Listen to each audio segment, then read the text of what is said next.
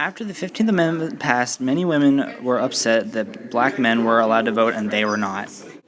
Lucy Stone of the American Women's Suffrage Association was in favor of the 15th Amendment and had hoped that when the Reconstruction was finished, the Republican Party would advocate women's suffrage. Elizabeth Cady Stanton of the National Women's Suffrage Association, however, was completely opposed to the amendment. Paulina Wright Davis was in favor of the 15th Amendment as long as a 16th Amendment would be passed that would allow for women's suffrage. In 1878, the first women's suffrage bill was introduced to Congress by a Republican senator from California and sat in Congress until 1887, where the Senate finally rejected it. This text was drafted by Susan B. Anthony and Elizabeth Cady Stanton. For 30 years, another bill was not considered by Congress. However, during that time, women's suffrage was being pushed on the state level. Most states had passed partial suffrage laws. In 1914, the amendment was again considered and rejected by the Senate. In January of 1950, the proposal was brought to the House of Representatives, where it was again defeated.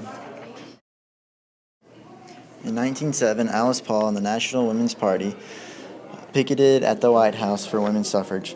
They were the first group to take such actions for women's rights. In 1918, President Woodrow Wilson showed strong support for the amendment and appealed to the House to pass the bill, and it did by 2 votes. The bill failed by 2 votes in the Senate. A year later, it was voted on and failed again. A special session of Congress was called before the 1920 elections. In May 1919, it was passed by the House of Representatives, and on June 4, 1919, it passed the Senate.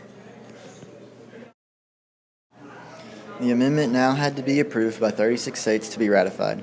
Wisconsin, Illinois, and Michigan were the first to approve it, and Tennessee was the last needed approval on August 18, 1920.